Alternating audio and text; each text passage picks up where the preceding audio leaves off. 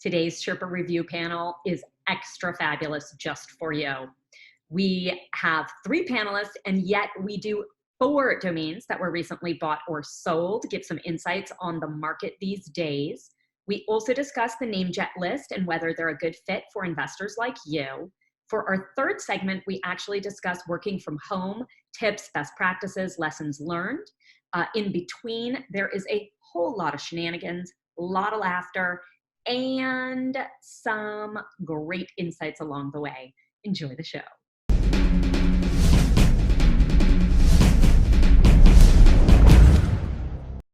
No Hey, fever. Sherpa Network. I'm Tess Diaz, executive producer of DomainSherpa.com, and I'm delighted that you've joined us for today's Domain Sherpa review. This is a show where we get into the minds of successful domain name investors using real examples so we can learn strategies and tactics to become better investors ourselves. We do have 3 segments to the review today, but a little bit different. First, we'll be learning what the Sherpas recently bought or sold.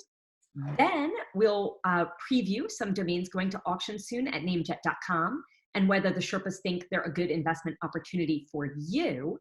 And in the 3rd segment, we're going to talk about working from home, tips and tricks, things, successes and failures that we've learned that perhaps you would like to apply as well. So joining us today are 3 past Sherpas and industry thought leaders. A thank you to each of you for being here. We have Braden Pollock. Hello, Braden. How are you? Hello. Hanging in. Good. This is our West Coast show. I should have said that. So joining us from LA. I'm in LA. Sunny, shiny, doing all right? Yeah, I'm doing well. I'm doing, yeah. It is all West Coast today, isn't it? West Coast is the best coast. Whoop, whoop. I'm almost there. And Kate Buckley. Hello, Kate. How are you? Hi, Tess. I'm good. Good to be here with you guys. Really delightful to have you. And I just tweeted a minute ago, you introduced us to protectanurse.com. Sounds like a wonderful charity to connect folks. Tell us about that for a sec. It's not yours. You're just excited about it. That's exactly right. I was, listening to NPR this morning, making our coffee and just my heart hurting for all of the frontline medical workers who do not have the equipment that they need.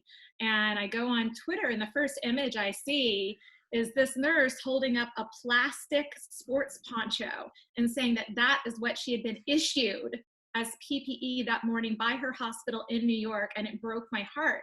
So I did some research, and I found a website called protectanurse.com that was just registered. What a smart use of a domain name. And it is basically a matchmaker where it connects donors just like you and me and Braden and Mike with hospitals who have desperate needs to protect their doctors and nurses. And there's like a heat map. And so you can click on a hospital in your area and see what their needs are. And if you perhaps have it in your house, maybe you ordered some masks that you don't need, or maybe they're medical grade and we don't need those. Or maybe you have access to be able to get some of the PPE they need. And then you can either drop it off or drop it off at UPS. And I think it's just a marvelous idea. That's beautiful. Yeah, thank you for sharing that. And Michael Cyger, original founder of Domain Sherpa. Hello. OG, good to be here. Thanks for having me on the show, Tess, and great to be here with Braden and Kate. OS, original Sherpa? OS, yes. I like to be bad though. Oh, all right. Wow. But yeah, thanks for having me. And I think it's awesome that you do these shows, Tess, and you're the host, and so we can see people's faces and voices, and we can smile and crack jokes because, so many of us used to go to offices and see people on a daily basis at the coffee shop or running errands, and now we just stay home. So, it's really important for us to stay positive, fight the loneliness, and thanks for making the show happen. Of course. I actually put a lot of work and excitement into developing a trivia night someday we're going to do soon for some of our Sherpas.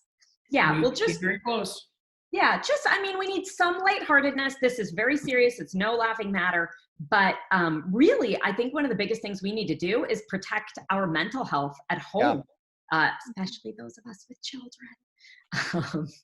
So anyway. Good for you people. Yeah. Protect a mom is just going to be selling wine, Right. just connecting people with wine. Yeah, exactly. Just saying. Anyway, I'm grateful. Yeah, I'm grateful. Those are my biggest problems, really and truly. Very grateful. So let's do this. What's new, Sherpas? So despite all this, domains are still being bought and sold. So let's see, Kate, what's new? Is there a domain you've bought or sold recently that you'd care to share?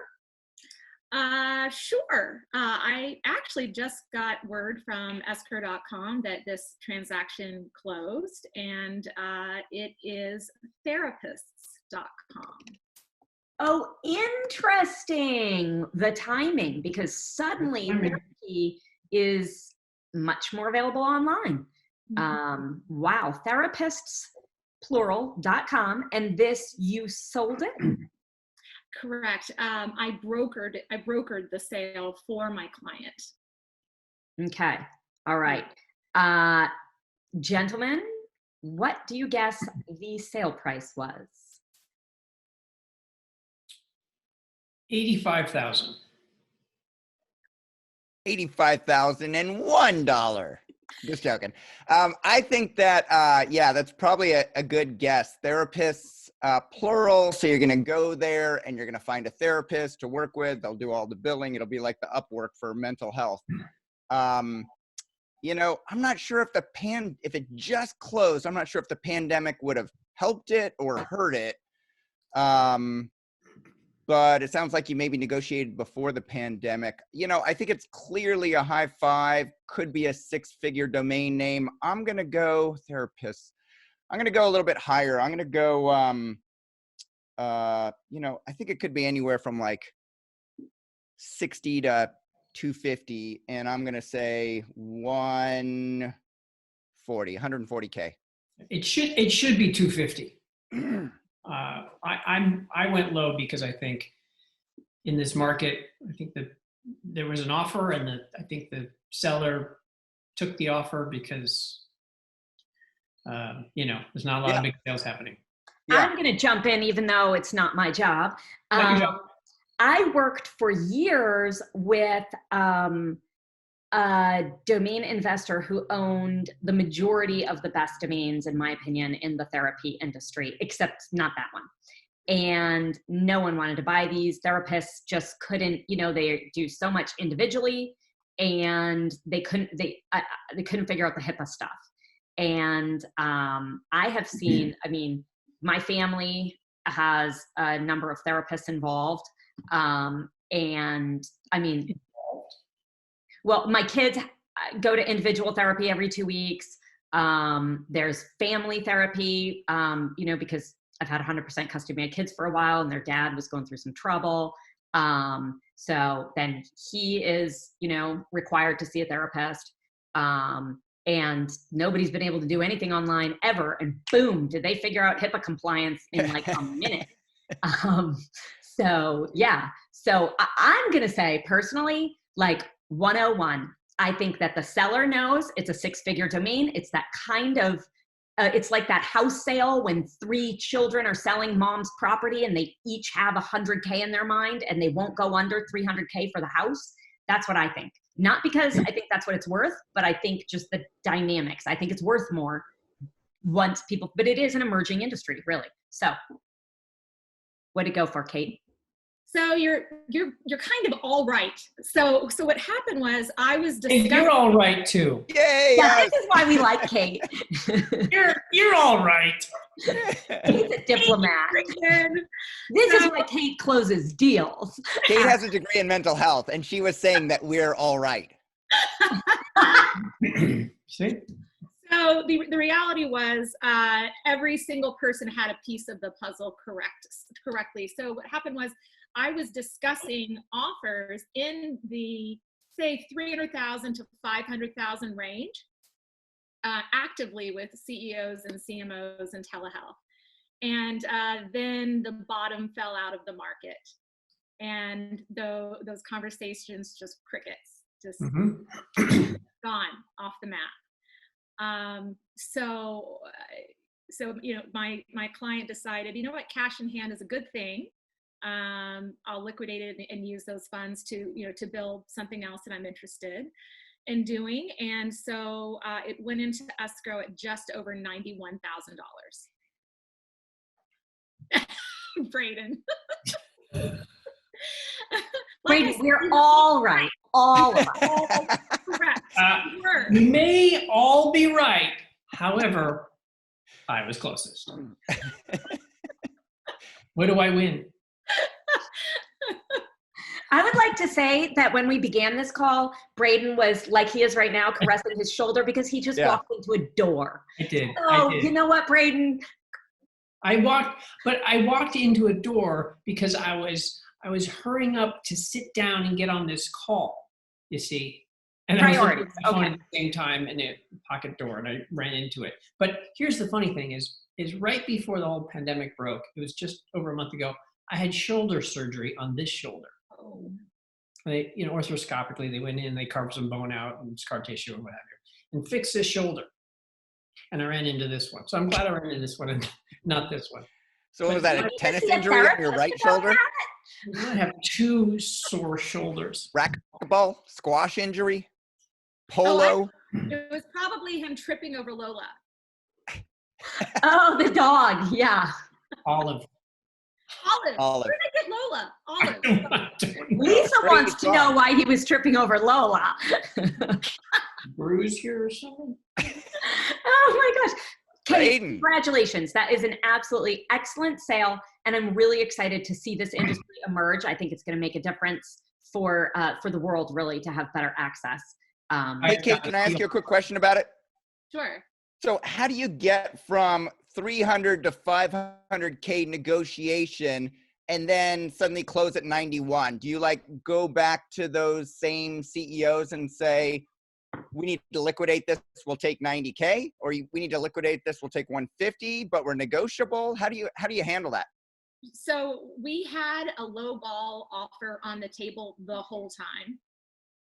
And once the 300 to 500 conversations went away, we went back to all parties and said, hey, let's make a deal.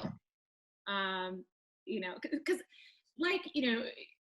many of my clients are like, look it, domains are real estate. They're going to come out on top. It's just going to take longer to have these sales. And so we're not going to soften our prices at all. Others of my clients are, you know what? Cash is king and I need liquidity for other projects. So just take the best offer on the table as long as it's reasonable, right? So I'm led by my clients in this regard. And this client said, you know what? Just take that low ball offer on the table because we know it's serious, we know it's legit, and they'll do a quick cash close. And that's what I want right now. Gotcha. And it was a retail sale, not just somebody like Braden who buys wholesale. No, it is a fully end user sale, as you will see shortly. Gotcha. Yeah, Nice. I do have standing offers on names, and they're low ball offers. And every once in a while I get a call saying, wow, can you do a little bit more? And I say no, and they say, okay. And I have picked up names that way. It's definitely we're heading into a buyer's market, it's no question.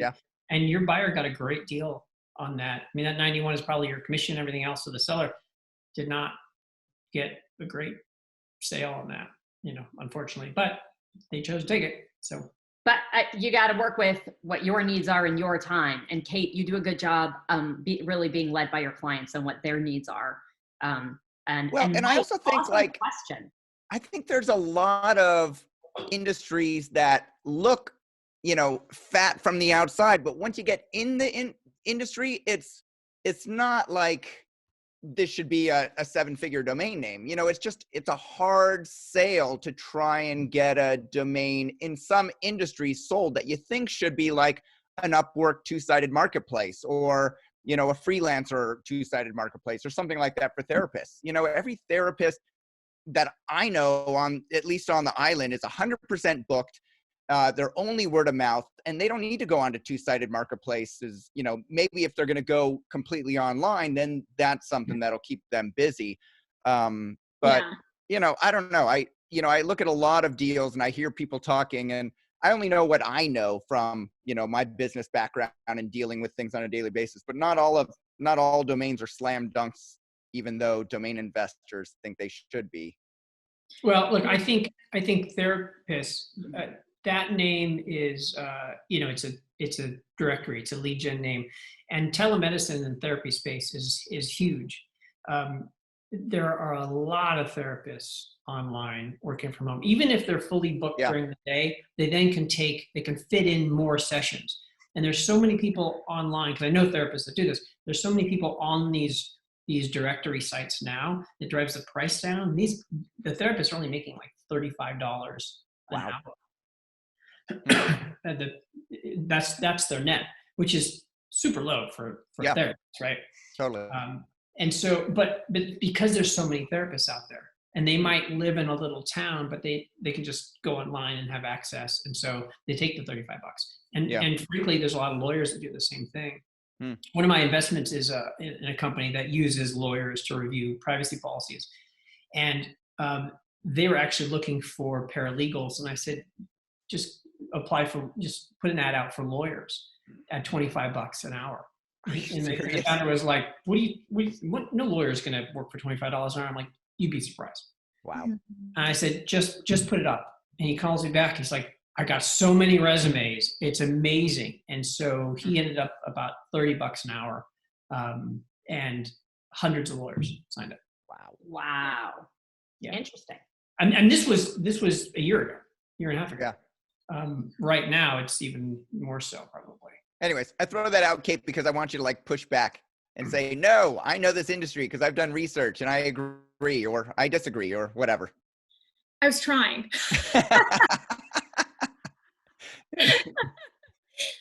No, yeah, there. You know what? Hold on, I'm going to plug my laptop in to the power source. I just realized it had come unplugged. Yeah, there's. It's an interesting industry. The margins are pretty slim. So it was a huge sales pitch and huge long tail educational sales cycle from the beginning. And you know, people are scared and people are locking down spending.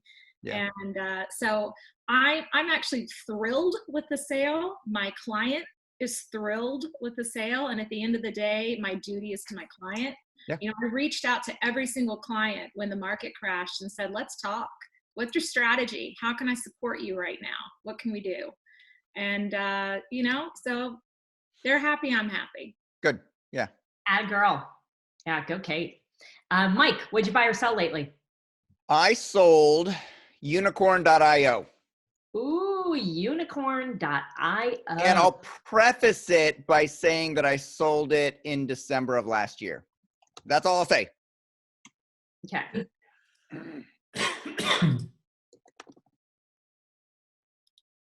Who's guessing, Tess? Kate, Braden, who's guessing? You guys jump in. Unicorn.io, 10 grand. I love how Braden's just like, let me just give you the number.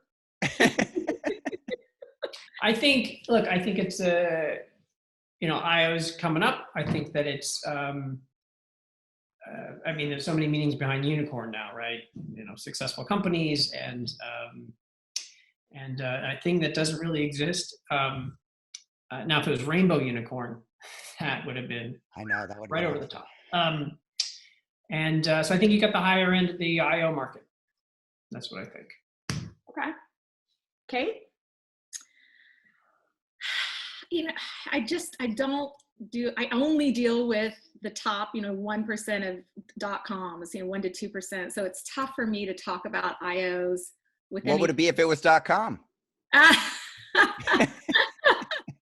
Then we just do the math from there. And then we'll just take a small fraction of it. Small fraction. Unicorn.io. I like what they've done with it. That's fun. No, you're not allowed to look it up. I just lander. That's all. I think, Kate, you could also say like Braden knows better the landscape of .io sale prices, but he's saying he believes it's sold in the top end of .io sales prices. So if you're not comfortable saying a number, you can certainly walk through what area of a price range you think it would be for a .io. Of all the decisions I have to make today, pretty comfortable throwing out a number. All right. I hope they're all this Inconsequential. inconsequential. Thank you. I'm going to say $7,287. I like it. Tess, what's your guess? Really? It was in December. I actually, like, what are you gonna, what are you gonna do with a unicorn.io? I'm not so sure how much money you're gonna make with that, but I think you're gonna attract a lot of startups and interest. Nobody's gonna forget that name in the little techie space. So really, I wanna hang with Braden, like somewhere around 10. I'll go with, and Kate, I like your, what are they called? The what numbers? Jason Shepard was just talking about it, but I can't think of the name. The vanity at the end. So I'm going to go with 9888 is my guess. I love it. Even though we all know wins Mike. again. Braden breaks the internet. The sale price was $14,988. Wow, congratulations. That's So great. I did do a vanity. Yeah, Braden was closest. So I purchased this domain name at park.io in December 2017, and I paid $4,600 for it, which was more than I wanted to pay. I say that for every single domain I buy. That's high. And I thought it had a $30,000 price tag. You know, I thought it had a retail value of around $30,000. So basically I got a 3.3 ROI, $10,000 profit in 2 years. I put it, you know, I listed it directly in my FD account, put a for sale lander on it, had 30 inquiries on it over about a year and a half. And then a buyer reached out to me in late 2018, so not quite a year, and he offered me $1,000 for it. Right. And that's typically how these .ios work. Well, it's typically how every domain works, right? Like somebody offers you what they feel is like a very reasonable price. I quoted back a price of $30,000. And then what was interesting is that we started discussing like escrow.com or Epic as a payment option. And we even got on the phone. So I'm like, I remember like walking out in my backyard and chatting on the phone with him. And I'm like, this is a done deal. Like we're starting to talk about payment terms and this is great, $30,000. And then he went completely dark, like no responses. And then I emailed him and I'm like, hey, just checking in, no response. And then, you know, I emailed again and I'm like, hey, looks like you're not interested in this domain name any longer. You know, should I just close out the discussions for now? And he responded back and he said, oh, I'm swamped at work. I couldn't figure out a way to finance it. So maybe I'll contact you again in 6 months. And I'm like, oh, all right, fine. I thanked him and that was it. And then so that was October. And then in March of 2019, I received another significant offer higher than $1,000. So I reached out to this guy again and I said, you know, are you interested in this any longer? And he said, no, I'll pass. I'm like, okay. So I wished him, you know, the best again. And then 3 weeks later, after he's like, no, we'll pass, he reached out to me again and said he was interested. And he offered me to pay the $15,000 basically over 9 payments, 9 monthly payments. And so I said, sure, we'll do that. So he made the final payment in December. He paid the escrow fees. It was done at escrow.com. No hiccups at all. Love escrow.com. Yeah, and he got a great domain name. And so he runs a staffing company. So he loves unicorns. To him, you know, unicorns typically in the startup world are companies that are valued at $1 billion on paper. in the staffing world, unicorns are the people that produce 10 times the amount of work product than a regular, employee or worker. And so they're the, and we all know people like that produce just a phenomenal amount of output. So that's what a unicorn is to them. So they wanted that domain for their company, staffing company. That's really cool. So when he said, I can't figure out how to finance it, why didn't you say, I'll finance it for you? No, I think he said, I think what he meant was that he couldn't figure out a way to pay for it. Because we talked about financing on Epic and we talked about financing through escrow.com. I think he meant he didn't have a way to figure out how to get the cash flow to pay for it. Got it. Yeah. And then the actual buyer, did you suggest this payment plan? He suggested it. How did that come to be? And how were the negotiations on that? Did you go back? This was the actual buyer that we went back and forth on. Right. And he suggested 9 payments. And so I said, okay, I'll set it up on escrow.com.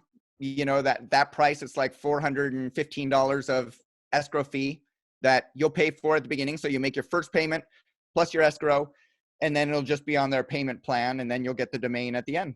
So you just took his first offer on how to finance it. Yes. That's smart. Yeah. Yeah. By that point, it was I'm generally a long hold sort of person. If I have one of my top domains, I'm going to hold it forever, and I'm not going to really come down on the price significantly, like from 30,000 to 15,000. But unicorn.io, it's a great domain, but it's not one of my top domains, ones that I'm going to keep in my, family trust for years if it doesn't sell. And so, yeah, when he came in with a reasonable offer, I was fine with it. I think that the upper, I'm not an expert on the .io domains, but I think they are hot, and I think that great single word aspirational .io domains can go anywhere from like 20 to 100,000. I know Mike Carson, who runs Park.io, has sold a bunch in the 60, 70, 80 range. Most of the stuff in name bio at the top of the range is around 30. Most of them are smaller, shorter than mine. So like Mix.io sold for 40K at Flippa in 2018.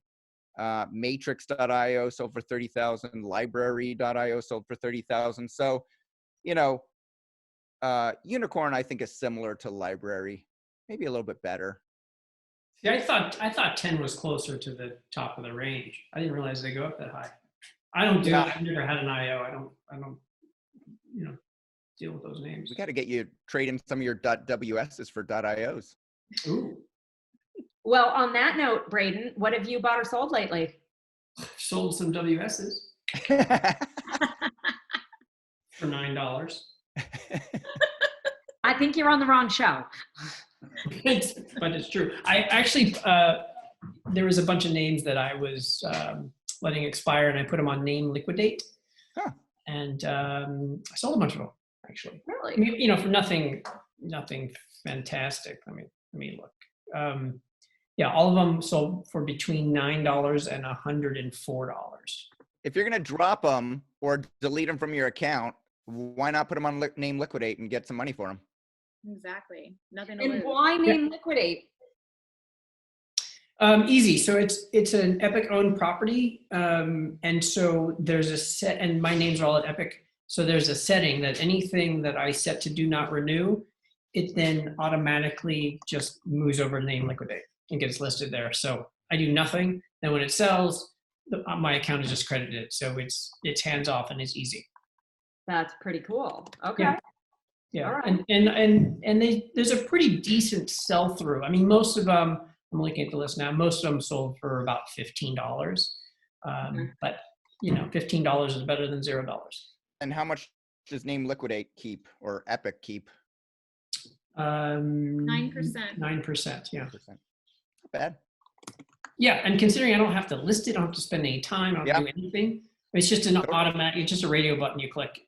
You can click the names individually, or there's an account setting where everything just moves over before it drops. That's pretty cool. Yeah. Yeah, and then I don't remember, it's like, 2 weeks before. So I don't remember what the day is, 7 days or something. Okay. So you want to take us through one of those or a different? We'll get you say the price and we'll guess the name. AQWT.WS sold for $15. And they were all 2 and 3 character WS. Let's go with, I did not sell anything significant this year. A handful of like, $1,000, $2,000 names. But if we go to, just looking at my spreadsheet now, the end of last year, I think on the last time we were on the show, we talked about satisfying.com. It's a gerund, Kate, you would remember, because I know you love gerunds. Did we talk about Satisfying? I had 2 at the end of the year, satisfying.com and stairwell.com. Is that? I know we did not talk about Stairwell. Yeah, I don't think so. But I just really want to have another gerund conversation. Or you don't. All right, so let's talk about. It's funny. I can't remember the specifics of that gerund conversation, but I remember I was on a run listening to that one, and I was down by just at the harbor, just south of me. I remember exactly where I was when that whole conversation was happening. And did you run faster, or did you stop and just say, I just can't do it anymore? No, he was running. I was gerunding. Yes. Oh my God. Hey, whoever's phone that was, you need to turn that off. That's not Mike Cyger, I'll tell you that much. That was BP over here.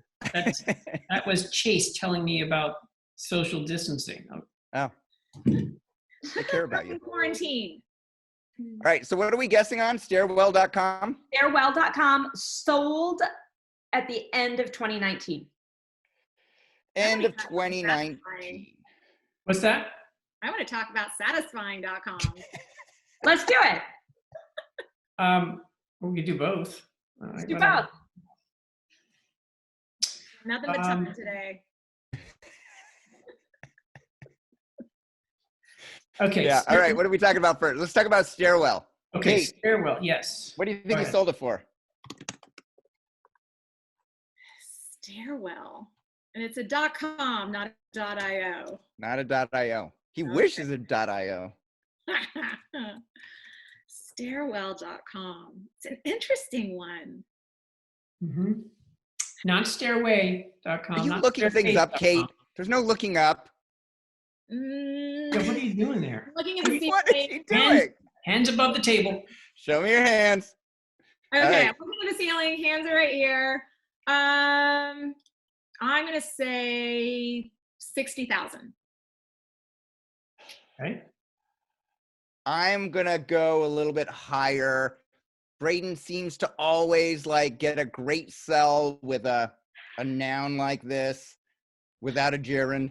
And so I'm going to go 110 on stairwell.com. I have no idea what it would be. No clue what Stairwell would be. What kind of business? I'm going 160. Since I guessed on everything else, 160. Stairwell. Let's go, Braden. I want to hear. Okay. I'll tell you what. I'm gonna start with the backstory. Okay. So I got an inquiry from somebody I know at Mark Monitor for one of their clients, and the offer was $35,000, and he said, my client saw your listing and thinks it's way too high, but I think that $35,000 is a solid offer. I told him that I know you and it's not going to be enough, but they want me to put it forward anyway. And I thought, I looked it up and I said, $35,000, that's what I have it listed for. On my spreadsheet was $35,000. So I thought, that's weird. Where did you have it listed? You had it on Afternic for 35? Yeah, everywhere for $35,000. That was the buy it now price. Yes, so I thought. So I literally typed stairwell.com and I clicked, there was registry, and I clicked through, and the buy now price is $85,000.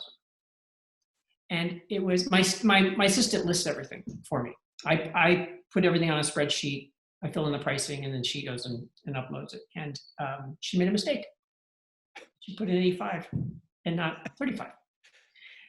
So I took that opportunity and I said, yeah, 35 is just not going to cut it. I'm listing it, listing 85. It's too, he's like, I know. He says, I've talked to them, and he says, I can get them to go to 60. Will you do that? And I said, for you, I'll do 60. Nice. So you Kate, nailed that. Kate, didn't you say 60? I did. how did you Nice. come up with that? Did you look it up? Did you cheat? On the money. She looked it up on NameBio. No, I did not. Swear. Swear on Hudson and Murphy. I did So, not. who bought stairwell.com? Like, what are they doing with it? I don't know. Now I want to look it up. Now I'm going to go type it in. Look, it says the name of it on the webpage. That's it. Okay. Interesting. Yeah. Interesting font they've chosen as well. I know. I like the font. I had it for a few years. Hmm. And I paid $3,600 for it. That's great, Braden. Yeah. Well done. So, like, why am I going to turn down 60? Right? No, exactly. Yeah, That's why I was at 35. I figured 35 is going to be sufficient. And it's also, honestly, I don't think it's a fantastic name because you've got stairwell, stairway, staircase. They're all kind of similar. Mm-hmm. And Yeah. I don't know that stairwell is any better than staircase, right? Or But those nouns, I think that people put their own meaning on them. And Sure. so, but I just don't know what meaning. I can't even think of like what meaning would be on stairwell. Well, here's the thing too. I mean, so I went to Google, you type in stairwell, and it's not the first one. The first 2 pages are completely just dictionary definitions, which means really no one sees a branding opportunity or even a conversation need around that. So that's a little tough. And then I went to Trademark Search. Or is that a positive?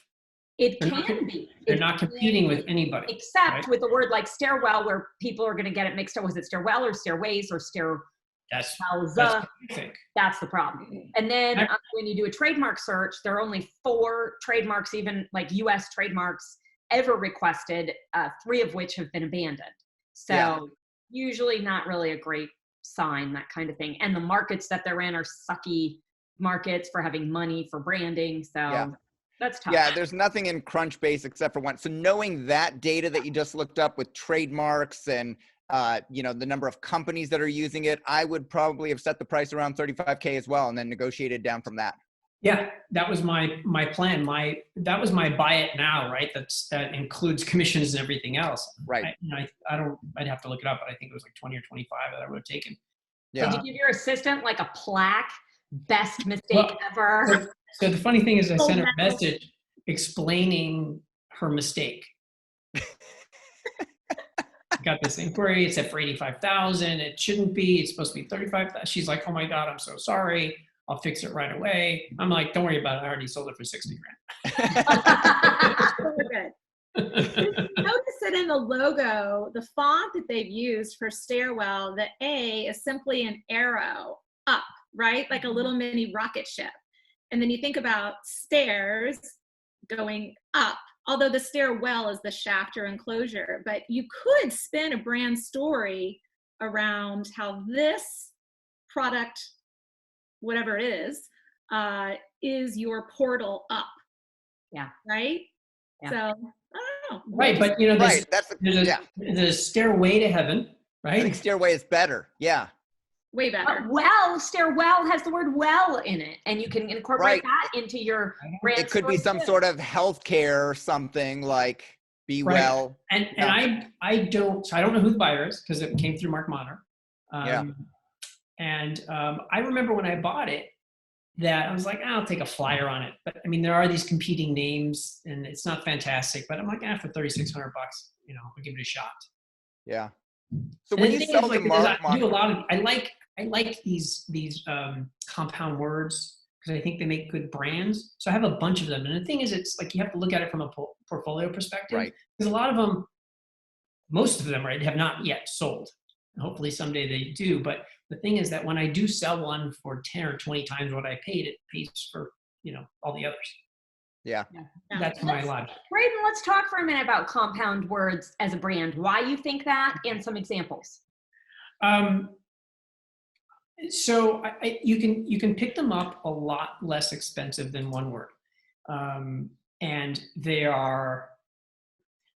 I mean, they're halfway between a one word and a two word, right? It's a compound word, and so they make really good brands because they're super memorable, right? And less expensive, right? Because you're moving towards that two word. They're longer, but as a compound, people know them. People know the expression, right, if you will, just like it was a single word. Is this making So sense? it is stairwell is a single word. It is a single word in the dictionary. Yeah, and honestly, I don't know where like a single word where a single word stops and a compound word starts, because like Kate is the brains in the family here. Kate. So she can talk. I mean, she knew what gerund was, right? And so, yes, I don't know. I mean, I have to look it up, and it doesn't really matter. You know, sometimes they are like playback. Is playback one word, or is it a compound? It's one word. Oh, I'm going to make a tricky question. You're so decisive, This Kate. is a tricky question right here. We're going to figure something out. A trick compound word. So I have playback.com, and I've had it for a long time. That's a good one. That one, actually. What's that? I like playback.com. Yeah. I mean, you've got words like I own carpool.com, which Mike knows about. I love carpool. And that, I believe, is one word also, but really it's made from two words. And right. So it's a portmanteau. What's that? It's a portmanteau. Yes, it is. You're all right. See, this is why we invite Kate. So anyways, I have a bunch of these, and I keep buying them. They make good brands. I've sold, a fair amount. I sell them regularly, and I always get in that range. I mean, 35 for a two word or compound, 35,000 is kind of the sweet spot for it.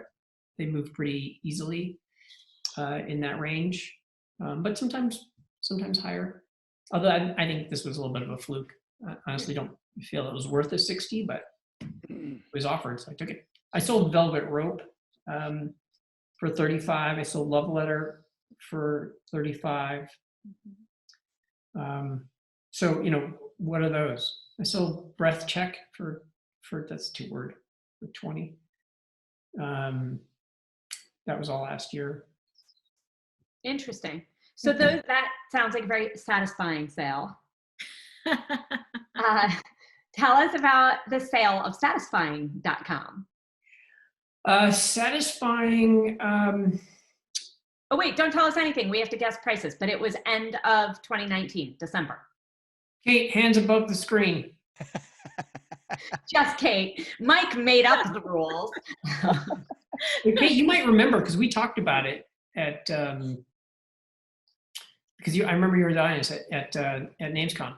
Yeah, and in fact, I'm going to remove myself from guessing, because I took notes during your talk, and I quick checked my notes, and I did note the sales price. So I'm going to remove myself. See, so she admits to cheating. She just checked her notes. She what is it? Recanting? I just recused myself. Recuse yourself. Thank you. Oh my gosh. All right. I don't like Satisfying. I think it's a terrible brand. Satisfying. Terrible. 4 syllables. It's a gerund or something like that. It is a Could gerund. be a Porto Mancheco or whatever Kate just said. Manchego. I don't know. Satisfying. I think it's an Italian entree, isn't it? I would pass over that if it were on NameJet. I would, well, everything's good at a price, but I think you would be,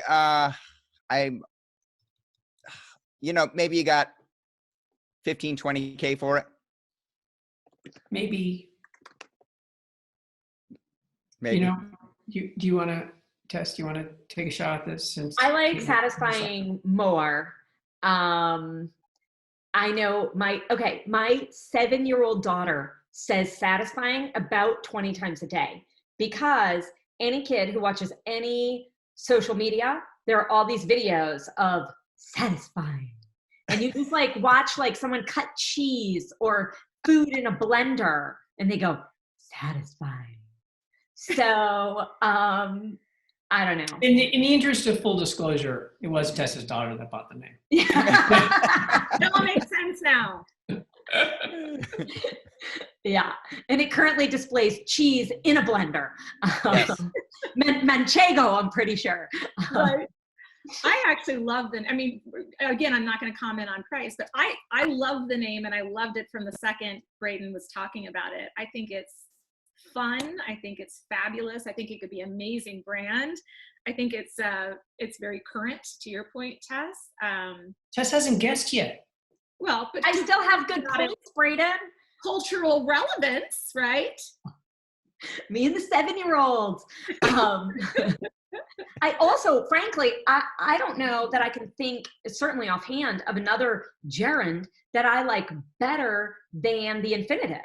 I mean, I would rather see the brand name. I'm like, there are so many opportunities for our audience right now to be snickering. But satisfying is so much better than satisfy, satisfied.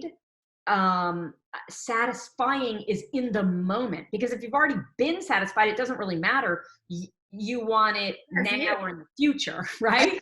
I don't even get what you're talking about. Like, who's going to buy satisfying? Like, what Dude, is it? Go sit down and talk with your children, Mike. You're trying to teach your kid math. My kids like to fart too, but I'm not going to buy fart.com, because what am I going to do to make money on you there? You should buy farting. You need farting would be better. Homeschool your kid on what's the math acronym? I forget it already. Sam? What's the math acronym that Jake was telling you for? Oh, the PENDA? PENDA. Yeah. PENDA. If you're trying to do PENDA with your kids, then they need to be schooling you too, Mike. I know. Sit down and learn about satisfying videos. Yes, because my kids make money every single day. They understand how that works.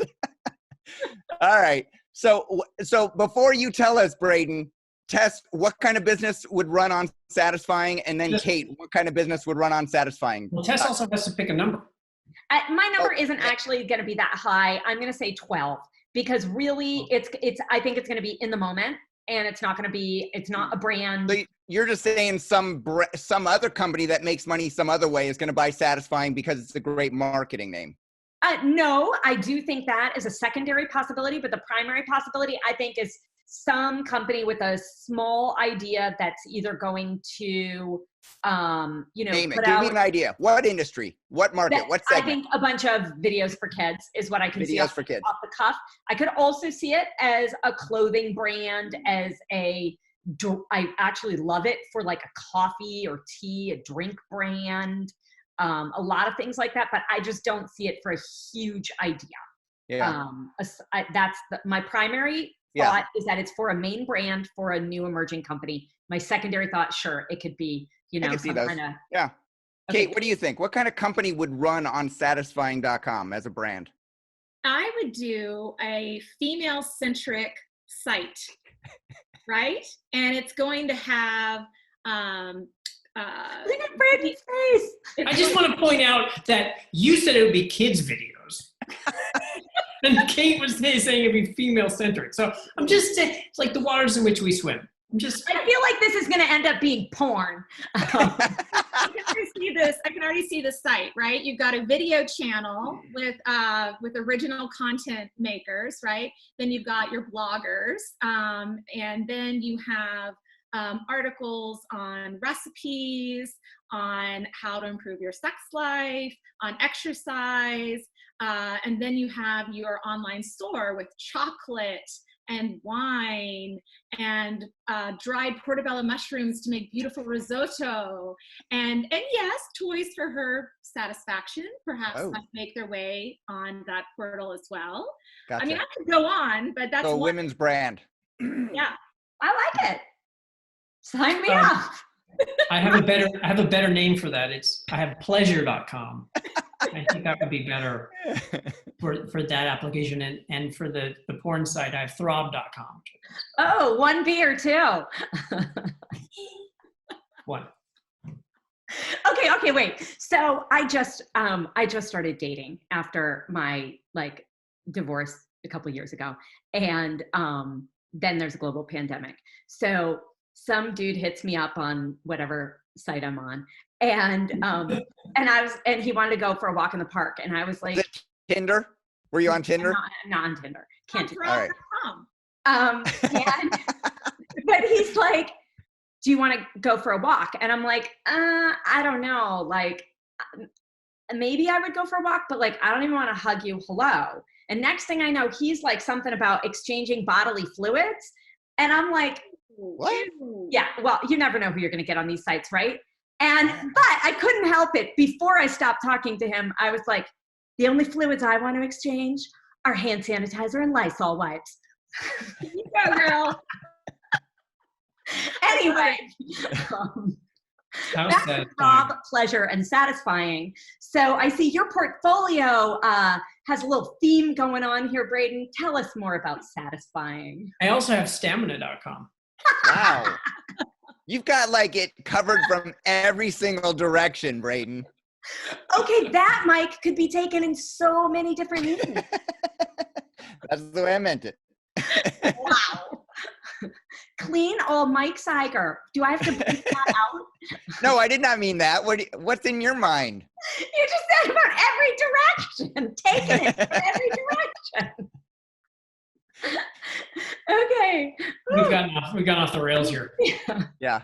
Okay. All right. What'd you sell it for? I'll bring it back. So I agree, Mike, that it's not the best name because you've got satisfy, satisfied, satisfying. So again, there's room for some confusion and leakage, which is why I only spent $3,500 on it back in March of 2015. Mm-hmm. And I got an inquiry for some low number, but then the guy called me like 2 minutes later, and I told him what I had listed for, and we went, I didn't negotiate basically, but I did let him make a down payment and then 2 monthly payments after that, total price, $50,000, 50. Wow. Good job. And he was, I said my listing price is $50,000, and I explained why. And he's like, I can't do $50,000. I'm like, look, just tell me what you can afford now, and then the rest I'll take in payments at some reasonable, not forever. But he's like, well, how much down? I'm like, you just tell me what you can afford. I'm easy. And he said, I could do $35,000 now, and then I would need a couple of months. I'm like, fine, take a couple of months. And even the second month, his payment was late, and he emailed me. He's like, I'm really sorry. It's going to be about 2 days late because my payment didn't come in from PayPal. I'm like, don't worry about it. It's fine. And then he made See, you do that really well, Braden. You're like, because that is your personality. You're like, just what can you afford down? I'm not going to say 20%. I'm not going to say 40%. Right. What can you afford? And if he would have said like 5,000 down, you would have been like, okay, let's talk about it.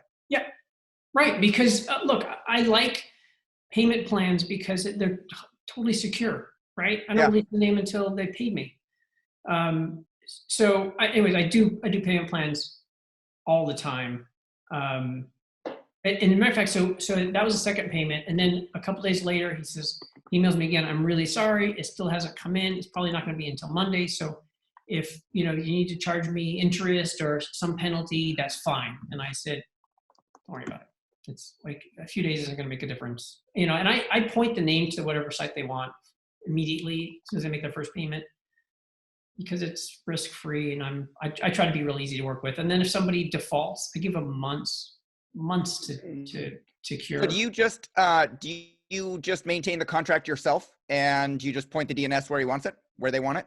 Yeah. It depends. If it's a big name and there's lawyers involved, then it gets a little bit more complicated. Yeah. But I typically just set it up at Epic, and that's it. and Epic just pings them when the payment's due. They accept the wires, and I do nothing. Gotcha. Yeah. So I just want to go back. So this buyer reached out to you in an email, sent an inquiry via what platform or how, and then At the time it was Uni, and I'm actually now switching over to Epic because they got SSL landers, and it's a pretty good system. But I needed to export all of my history because I've got 5,000 or 6,000 inquiries. So I wanted to put that into the Epic system. So we just exported that, and it's literally the last day or two has been they're importing that into my account, and then I'll switch over to the SSL landers at Epic. So do you know how many inquiries you got on Satisfying for the time that you owned it, Braden, for those 3 or 4 years? Probably not many, but I can certainly look it up. And I'll do that for you, Mike. Because I'd like to know. I wouldn't think that you'd get a lot, but I've been plenty wrong today. What's interesting is that you price a lot of your domain names. So if I go to pleasure.com, I can see it priced on Uniregistry right now. Yep.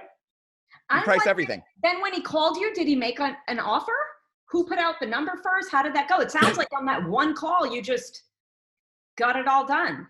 It was 10 minutes. Yeah, so he had sent me an inquiry through the lander, and then literally, because once he submits it, then he gets my contact information. So he just picked up the phone and called me, and when I said, fine, 35 grand, a couple payments, no problem. And he said, oh my God, I'm so excited. I'm actually getting this name. Did you ask him what he was going to use it for? I didn't. I don't think so. Does he have a 7-year-old daughter? I don't remember. I think it was a gifted Tessa's daughter. I don't remember if he did or not. I mean, he might have told me, but I don't remember. There's no active site on it. No. So how many inquiries, Braden, did you see? It didn't come up. Maybe Okay. because I don't know why it didn't come up. But I'll get set up. So I sat down and explained to my daughter that, quarantine was starting, blah, blah, blah. Within 5 minutes, I find her with my phone. Hello, quarantine, day 1. Recording like a video. Mike, I received 11 inquiries. Gotcha. You owned it for 3 or 4 years, I think you said. 2015, bought it? Yeah, I bought it in March of 2015. Yeah. First inquiry came in September of 2016. Okay, interesting.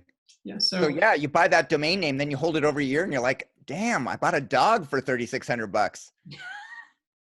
Like, not literally a dog. Your dogs are kind of cute, but like you're sitting on this domain name, and some names take 4 or 5 years to get inquiries. Yeah, but you know what? I've got, my average hold time for a larger name anyway is about 5 years. So that's fine. I mean, I don't look at any of these names like, I blew it on this one. Yeah. You're playing the numbers. There's always, if you buy it right, look, it's $8 a year to hold on to it, right? It sucks when it's a name that you're going to sell for $500. That's a bummer. What are you guys doing? Are you guys both muted? Take it anymore. This is the dirt. So for the audience that are listening and watching this on video, the chat, that they have like a little chat going on here, Braden, about you. You're Sherpa Network. I'm sorry. I was talking and not reading the chat, but I wasn't reading the chat either. I was listening to you, Braden. So I'm just going to read it. I'm calling you guys out. All right, we'll start at the top then, where they're talking about you personally. No, I'm just joking. Go back. It starts where I say I'm holding back from saying. So Tess says, I'm holding back from saying this. Braden, Pollock, I'm selling satisfying.com. I said, I'm easy. What? And then Kate, LOL, right? You're being so good. Angelic even. It's quite satisfying. Tess says, LOL. So it was a wham bam, thank you ma'am sale. You sold it in 10 minutes. And Kate says, he blew it on this one. This was This is too easy. It sucks. These are all things you're saying, Braden. We're just calling out the double entendre here. Transcribing. Oh, is that what These you're are quotes from Braden Pollock. doing? Oh. Well, I did say I'm easy. That's true. And I mean that in every sense. Ask my wife, she'll tell you. My face hurts from laughing. Oh, Braden, I don't hear the words coming out of my mouth. They just come out. I don't know what I'm saying. Autopilot. Okay. I don't know if our sponsors would like to be associated with us right now, but it's too late. We have amazing sponsors, and you know what? Not only are we educational and entertaining, sometimes we get a little spicy, but thank you to our sponsors. Let's take a moment, get serious, tell our audience about our sponsors, and then we'll jump into the next section. FD was built by domain investors to increase your inquiries, sales, and profit. Forget spreadsheets and archived emails. Manage your entire investment portfolio in one place using a secure and completely confidential platform. Learn more at ft.com. That's EFTY, ft.com. Alrighty, time for the NameJet portion here. NameJet sponsors us as we review a marketplace list of domains heading to auction soon. If you like one of the names below, click through pretty quickly, because once they go to auction, you lose your chance to put in a minimum bid or even just watch what's going on in the auction and seeing how much these Sherpas know what they're talking about. So we have a handful of names here, and I deleted who goes next. Michael Cyger, of course it's you. I mess up more when Mike is on call any other time. Mr. Michael Cyger, what are your thoughts on this NameJet list? On this NameJet list, I like a few of the brandables. I like them, but I wouldn't buy them for my own personal portfolio. I'll say that right off the bat, so I'm not going to be bidding on any of these. I like Solar Deals. It's a nice brandable.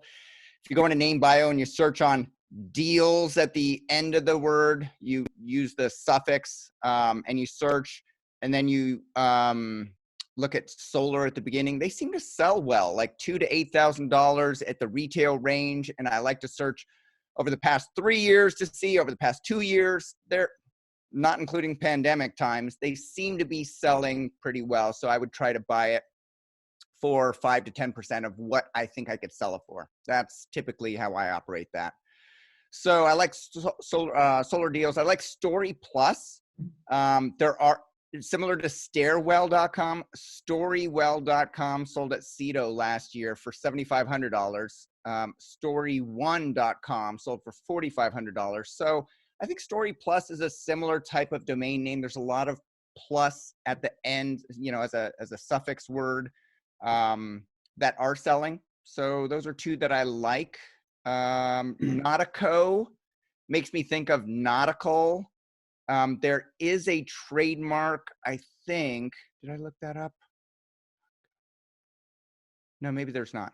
I can't remember. I like that one. I wouldn't pay more than a couple $100 for it. Could be a clothing brand, could be something like that. I think it would sell for around $2,000, $3,000. That strikes me as the kind of name that would make it onto a brand bucket for that price range. And I like spacetv.com.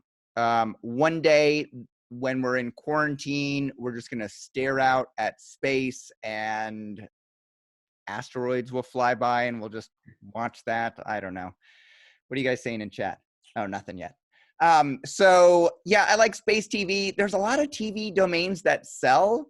So, you know, I might be into Space TV for a couple $100, but you know, like Braden saying he holds his domain names for an average of 5 years, plan to hold this one for an average of 10 to 15 years, maybe 20 years. But I like Space TV. I think it's a memorable brand. Cool. That's it. Very cool. You're a funky guy to like Space TV, and I like that you got to think differently for some of these. Braden, thoughts? Yeah, mostly my opinion aligns with Michael. I try not to agree with him, but a couple. Well, I think. So yes to Space TV. I think that's decent. Not worth a ton, but it's a decent name.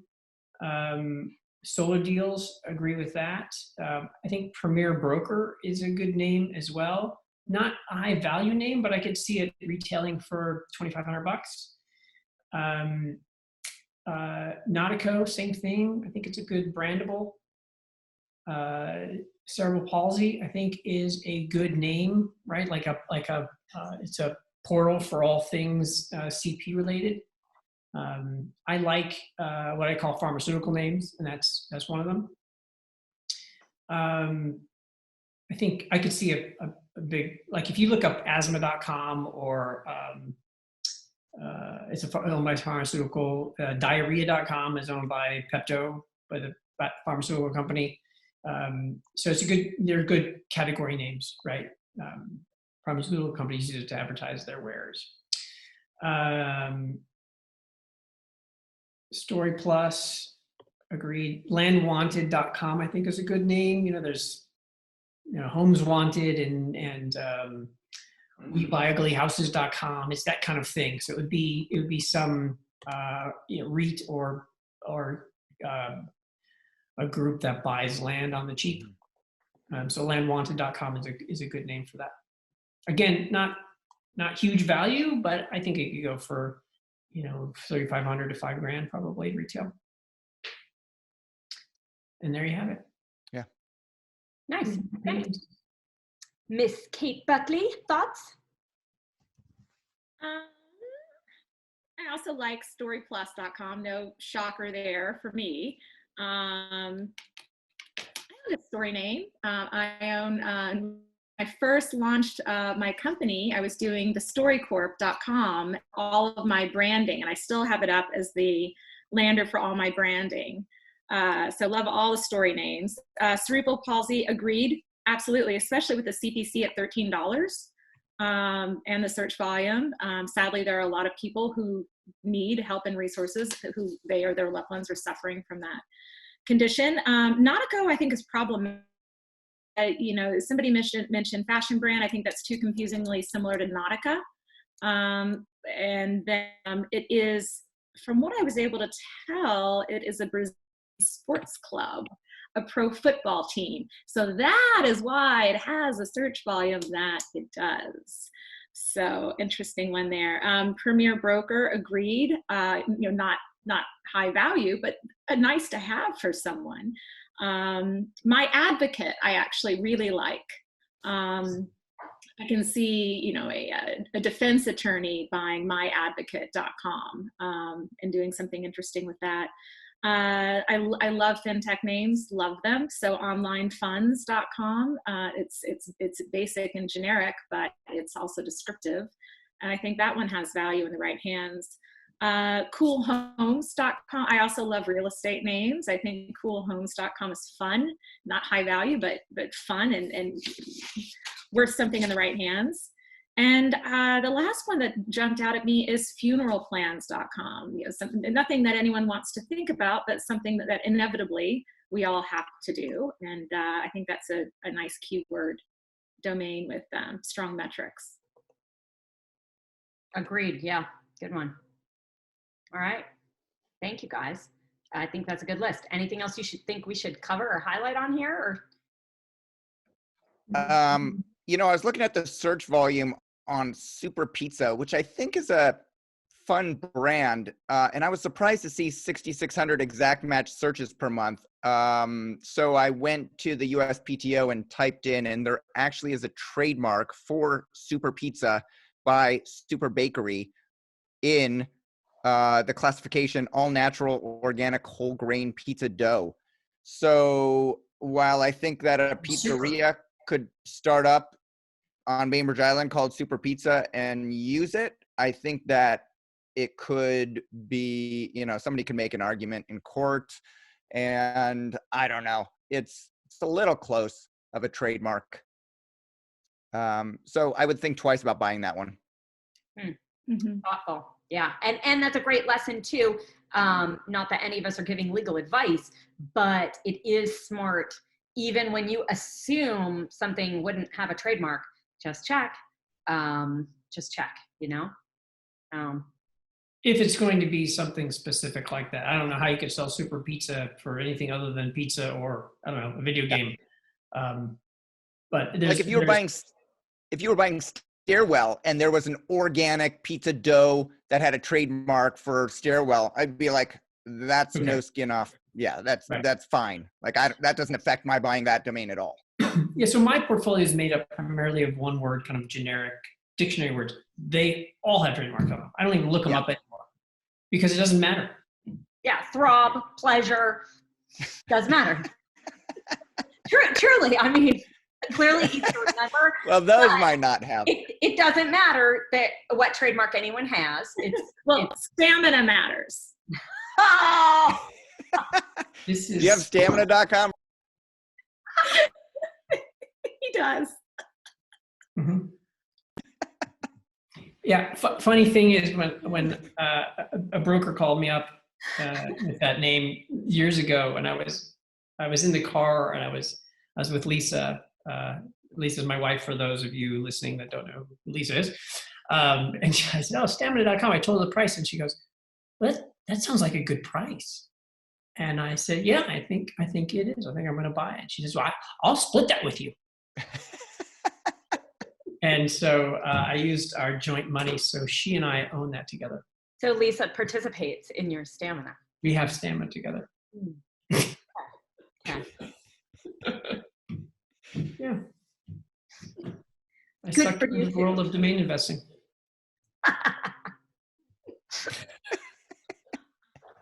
Why is it every time it's right before our sponsors? Really, guys?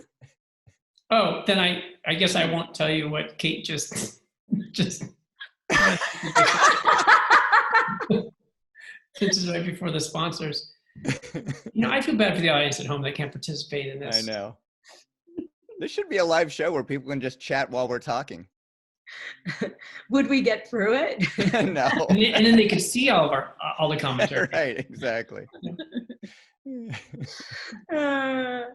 So before we jump into the next section, where we're really going to focus and talk a little bit about working from home, best practices, good ideas, train wreck events we've had, whatever helps. Let's take a moment for our advertisers. They support us in our educational mission. FD was built by domain investors to increase your inquiries, sales, and profit. Forget spreadsheets and archived emails. Manage your entire investment portfolio in one place using a secure and completely confidential platform. Learn more at ft.com. That's EFTY, ft.com. So, thank you guys for agreeing to do a little bit different thing for our third section today. Let's talk about working from home. This is a huge transition for many Americans. And even some of us who've worked from home, like Braden, you've worked from home, I think, forever, but you've closed your just kidding. But I know you've closed your four offices and transitioned your employees to working from home. So I think all of us have some interesting insights here. Mike, no, just kidding. Braden, you're first. Tell us what you've learned, tips, tricks, anything you have to say. Are you home right now? Sorry? Are you home right now? I am. Yeah, the office is closed. So I work from an office typically. I mean, sometimes I'll stay home because I don't have to go to the office, but I got people there, and it's kind of better to have FaceTime with people. But not for the last few weeks. I've been home for 3.5 weeks now, I think. It's not bad. Lisa's home too. We have in our house, we call it the study, and we have this double-sided desk. One giant desk with two sides. Kate, what do you call that? Partner's desk. Partner's desk. Okay, so we have a partner's desk where we face each other, but we're now. But since we're both home all day and we're doing stuff like this, there's a lot of video calls, video conferences, phone calls. So I got kicked out of the office. So I'm in the dining room. But I have a nice view out the, I don't know if you can see the. You do, and you got the puppies. What's that? Most importantly, you got the puppies. The puppies wander around the house. Okay. So everybody gets the puppies. So what I'm doing differently now is a lot more Zoom chats with my staff where we get everybody on at the same time. Everyone's required to be available all the time, just like I would walk into somebody's office. I want to be able to walk in on them. So I need to be able to just zoom in on them, if you will. So everybody's working and dressed professionally.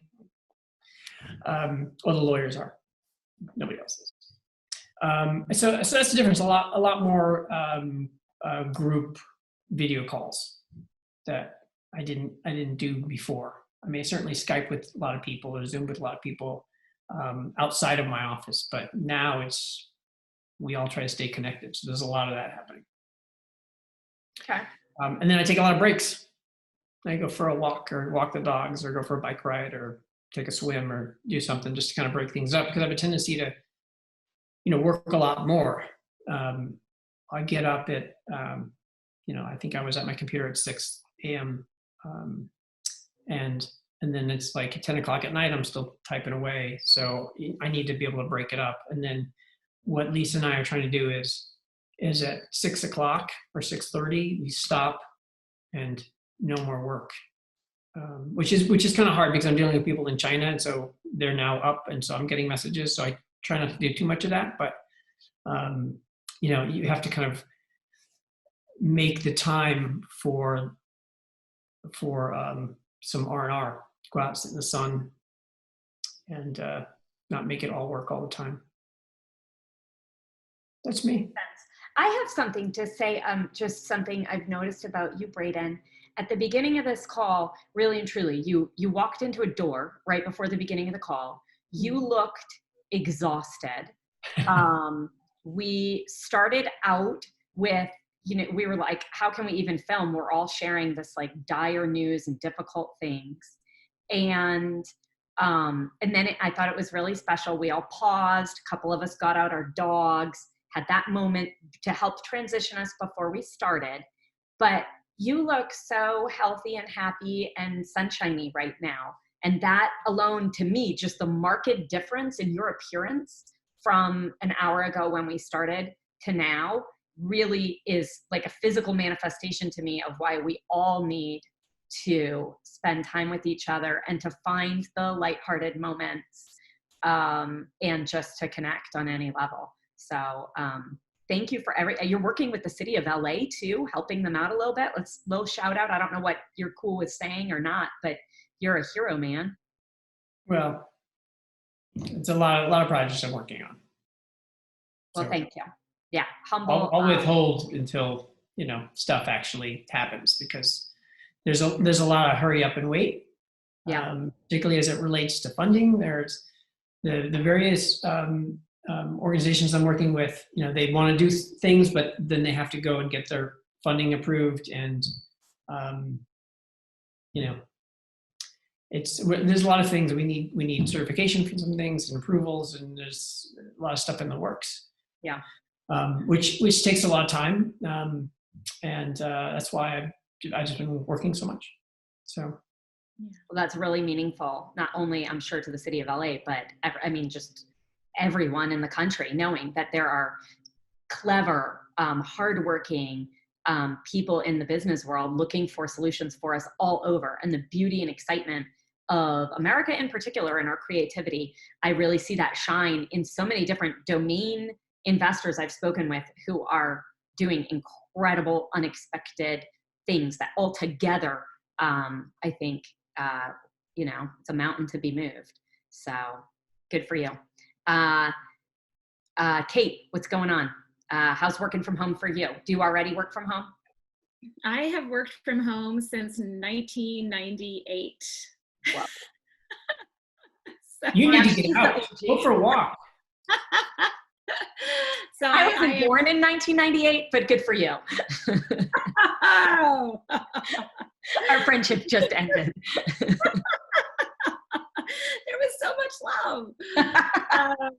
Yeah, so I definitely can share what I have found to be best practices. But of course, those are completely different now than they were 3 weeks ago. Right?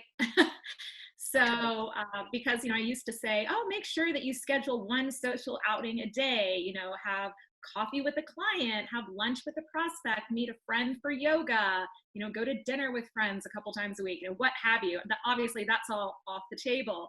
So I would say the best practices for me now, quarantine Kate, is, oh, that didn't, yeah. Act like you're going out of the house, meaning get up, make your bed, put on actual clothes instead of, your pajamas. It mentally transitions you, I find, for the day. Also, make sure you have a really good functional setup, a working setup, for instance.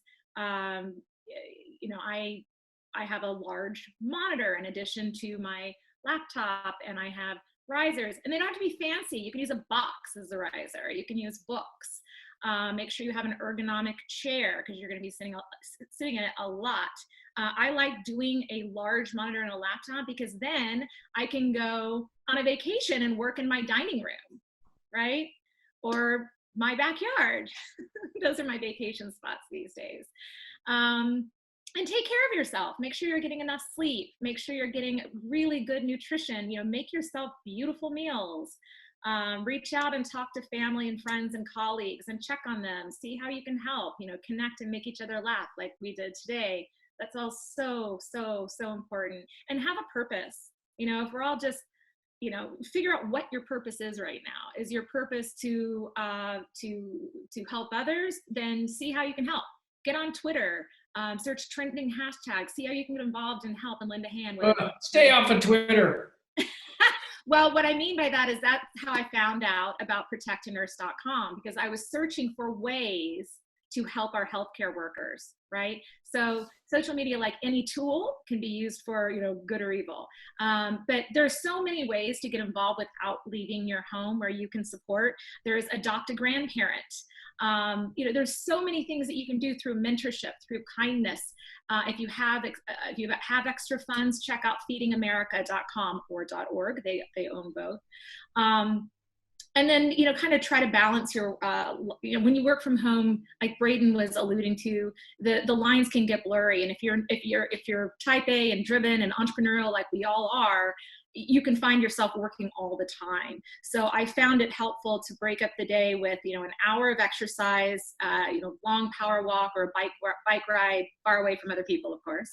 And then, Todd, my partner, is working from in his home office. And we, kind of meet in the hallway and say hello. And then we, again, like you and Lisa, Braden, we knock off work by about 6 or 6:30, and we make a beautiful dinner together and talk about our days and just try to encourage one another. But my top recommendation is to have a really cute coworker. Oh, yeah. And you can still adopt online.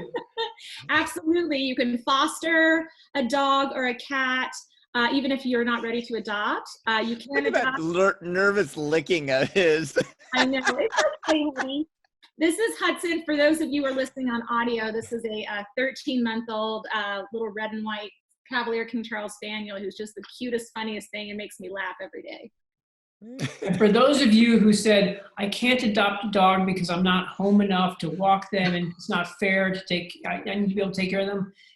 You now do not have that bullshit excuse because you're home. Go adopt a dog or cat. Hear, hear. That's a good point. Or foster. If you don't think you can do it after the fact, just do it for now. That's right. Good call. Yeah. Michael Cyger. All right. I have been working from home for a long time. Since 2002, we've run our company remotely. So yeah, I enjoy working from home. My biggest thing is like was just said, have a work area. I don't think you can sit in bed or sit on the couch where you normally watch TV and feel like you're going to be that productive. You need to find some area that you can sit for most of the day with breaks, but that's your space and you can put what you need around you and feel productive that way. Like Kate, I think that you need to set up a routine that you do daily. If you had a routine prior to the pandemic and the lockdown, then use that same routine. So if you're up by 6 and you're at work by 8 and you chatted with somebody at 10 o'clock for 10 minutes before working another session before lunch, like do that same stuff. Just call the people on the phone, or I'm sure I'll get you the number for Braden's Zoom session for everybody in his work. So you can just Zoom with Braden. He's on all the time.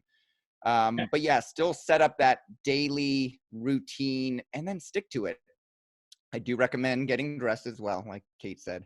And then finally make lists. Like my wife and I joke around that like we love lists. Like you just make the list and then you feel so good when you check it off, like you're making progress every single day. So I have an Asana board, asana.com. I have one for daily priorities. I have one for each of our publishing companies. And then whenever I have an idea that needs to be like, I should redesign my newsletter to make sure that I take advantage of this. Like I just type it on an Asana item and then it either goes into, my priority 1, my priority 2, or the parking lot. And the parking lot's just anything that I've ever thought of in my life. And then once a quarter or so, I go in there and take a look at it. What should I be doing for the next quarter? What do I want to try and achieve strategically that makes sense to do? And then I just move them around into priority 2 as I have time, or priority 1, what I should be working on for the next week. And then it feels so good to just check it off when you get stuff done. So yeah, definitely think about keeping a list and checking it twice. And don't forget to exercise. Yes. Don't put on 15 pounds while you're sitting at home. I find like I'm skipping meals now. I will skip lunch because I wake up, have breakfast, and I still work out just as much as I did before. I think I'm running more, but like I just feel like I'm not burning as many calories for some reason. Well, yeah, you're not even like walking to your car. Yeah. I will say, so I've been working at home for 8 years. And in that time, I've had 8 summers with my children at home while I'm working. And so I was very nervous to transition to working from home and read quite a few books, none of which I remember now, sorry. But I did. I read a bunch of books on how to be successful about it. I talked to everyone I could think of about it. And kind of my heart goes out to the rest of the world that didn't get that time to prepare, think it through, plan it out, and is just stuck in this. And I really recognize that must be hard. And I think there are a lot of pressures, especially with other people, whether it's children or just other people in your home. Other people want to eat at the same time or at a different time, or, did I cook this? Did I clean this?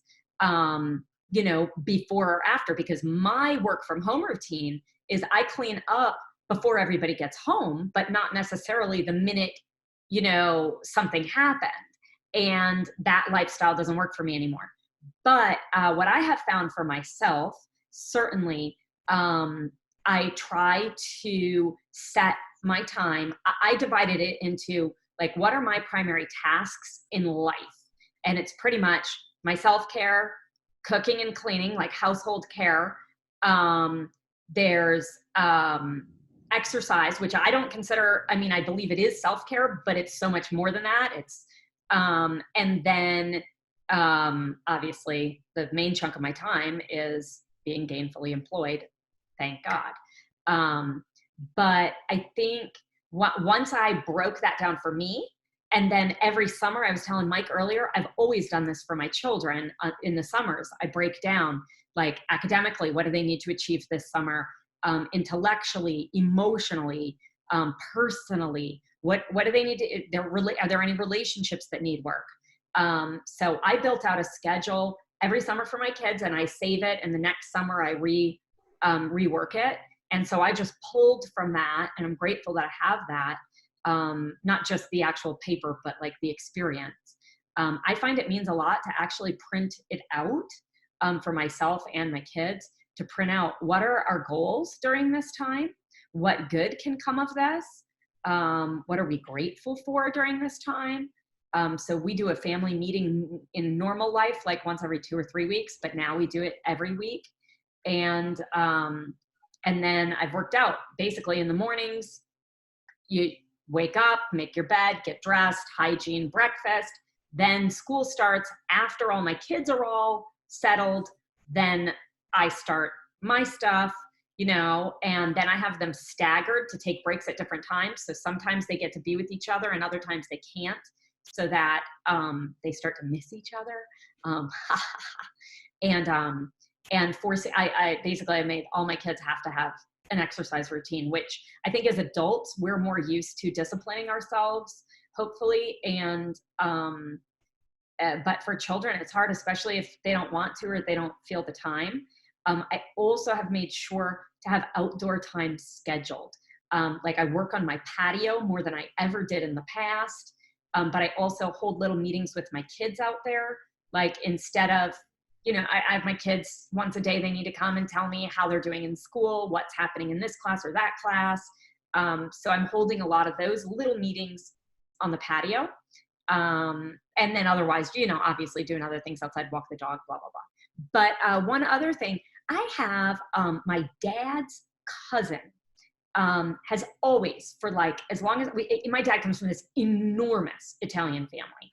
And my dad's cousin, every Sunday, he has a time that he calls someone in the family. And he just like opens the family book that he has, and literally he closes his eyes and points his finger down. And randomly I get a call from this dude, and it's like so awkward for like 30 seconds. And then you talk for half an hour, and we have these, and I'm like, what a great idea. And more or less, I've adopted that. I have had conversations with people in the domain industry that I have known for 15 years. And I've never had them like more than like, hey, what's up? How you doing? And this has been amazing. And nobody minds, and it's not awkward. They're like, oh, you want to talk to me? Okay. So And you just randomly call people that are. It's not as random as my dad's cousin, all right? But there are people who I'm like, I've never talked to you. And literally, they don't even ask, like, why are you calling? What do you want? They're just like, I'm so happy my phone rang. Hi. Do they even pick up? Like, who picks up their phone nowadays? I don't know about you, Mike, but everybody takes my calls. Maybe my phone's not working. My phone's not. Braden, I already talked to you. Braden, one time, Braden called me, or we were Skyping back and forth, and he's like, I bought a new house, let me show you. And he starts, I don't know if we have FaceTime or Skyping, and he's showing me the whole house. I mean, that's awesome. I already love you, Braden. But it's been really special. And I do, last thing, I think in a work environment, like if things are slow, amazing time to work out kinks in different situations, different challenges that aren't a big priority. This is the time. I mean, so much productivity could come from this. And the neat thing is it takes a lot of creativity, and we need a creative outlet somewhere. And I think this is it. So Braden, you now have fabulous posture. You get the best posture of Sherpa award. And I think we're good to wrap. What do you guys think? Any shout outs, anything going on? Or are we just like, we talked? I've got 2 shout outs. Shout out number 1, thanks to Cedo. They just came on to DN Academy as a corporate customer. So I am honored that they chose DN Academy to onboard their new brokers and give them education. Congratulations. And then shout out number 2, I've been doing socials every Friday afternoon at 2 p.m. Pacific, which is late enough for me to start drinking in the day. And they're a ton of fun. Last Friday, we had 92 people on at one time, and we're doing them every Friday, 2 p.m. Sorry for the people over in Asia because it's so late, but I'm really not functional before 12 o'clock is the problem. And so, yeah, go to dnacademy.com/social. I'll send you an email with the Zoom information in a calendar notice, so you can just click on it and add it to your calendar. They're a lot of fun. We chit chat. All 3 of you have been on one or all of them. Braden, you might have been on all of them. Yeah. So it's just fun to like see people's faces, joke around. I try and come up with some topics, but then we go to Q&A, and sometimes we go, and the chat is open. So you get to chat about whatever you want. So yeah, come on over and join us every Friday. Super cool, Mike. Thanks for organizing. You're great at that. Kate, any shout outs? I've had the pleasure of attending 2 of Mike's socials. I highly recommend them. It's a great opportunity. I've also been organizing my own socials with my extended family who live they're all back in the South. So, Tess, just kind of seconding what you were saying about that, reach out to people. They're very happy to hear from you. And it was so sweet yesterday to see, my little nieces and nephews, and then, my grandparents, right? My 2 grandmothers. It was very special. And then of course, everyone, all the boomers fumbling with the Zoom technology. It was a little bit Christopher Guest there for. So how many people do you get on at one time? We have had 7 to 10 on the 2 we've done so far. And we've been organizing Zoom game nights with friends, celebrating friends' birthdays over Zoom. You do what you can. You get, like Tess was saying, there's a lot of creativity that can come out of this. And this is what I've been telling my clients and also people that I'm in conversation with regarding acquiring domain names is, look, opportunity comes out of chaos, right? And then you just get in a conversation with them. What do you need right now? What are your goals? How can I support you? I had a great conversation today with an executive in a media company, and they're looking at a couple of the very high value domain names I'm brokering right now. And I just asked her, I said, how do you feel like this would further your objective? And are there any questions you have for me? And that just kicked off this creative brainstorming session. We ended up talking for ages. And, at the end of it, I don't know if they're going to make an offer or not, but you know what? I made a new friend. It was a creative outlet, and we sort of helped one another with brainstorming how these domains can solve problems and open doors, particularly right now. So get creative. Very cool. Thanks, Kate. Yeah. Braden? I don't have any shout outs, but I have a car tip. All right. For those of you who drive combustion engine cars that take gas, don't forget you need to drive them every week or 2, just, a couple of blocks, not just starting them, you need to drive them. Mm-hmm. Also, it'll help prevent any rodent damage.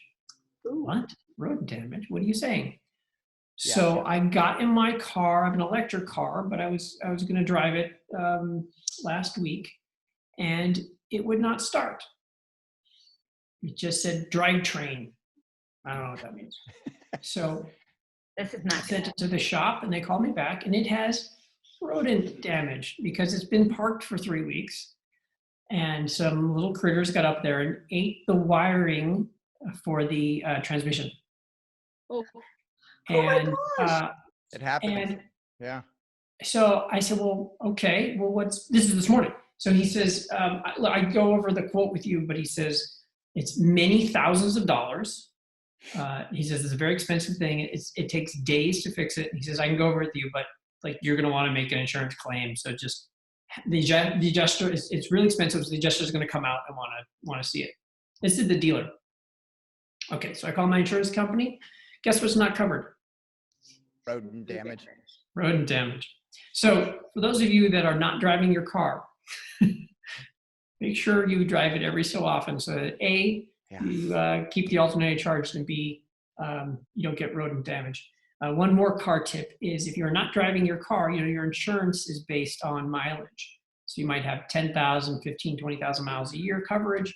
If you're not driving, you can bring it down to 5,000 or 1,000 a year, and it'll drop your insurance. And if you're not driving it at all, you can take it down to non-operable limits, some hundreds of dollars a year.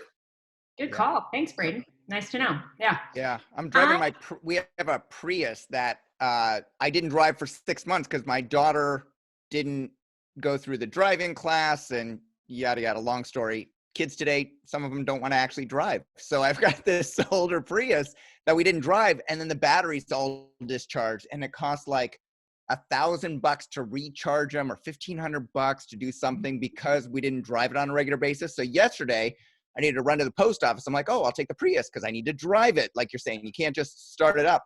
And I get like a mile up the road, and then the biggest red warning symbol, I'm showing a picture on my phone, comes up on the dash. I'm like, oh, shoot, like what is going on here? And then the gas wouldn't work properly, and it was still driving, but it wouldn't accelerate very well. And so, yeah.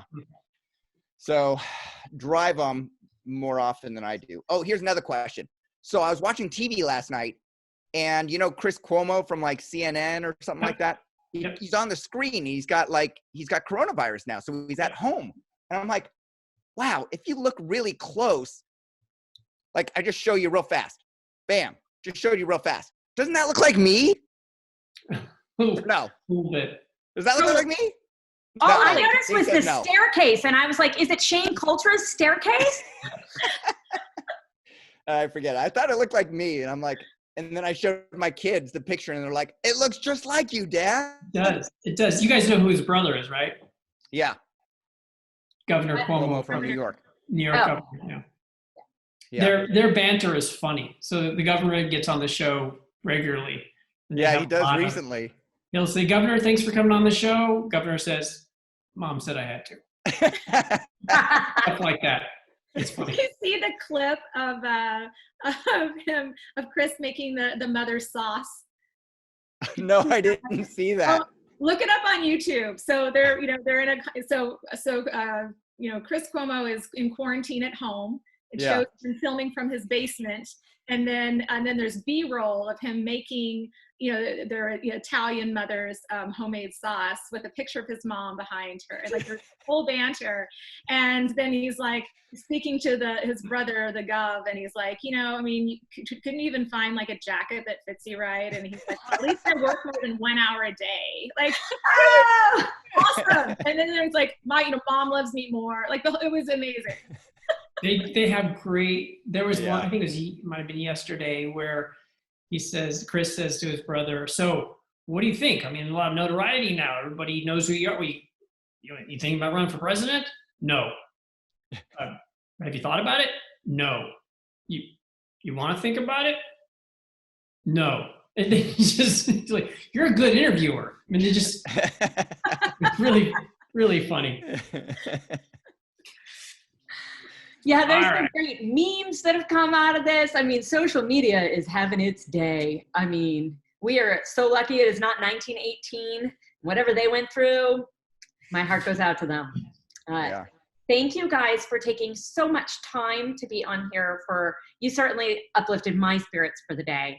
And you kind of had some smart stuff to say here and there. So we'll see y'all next time. Stay safe. Stay sane. Bye. And stay 6 feet away.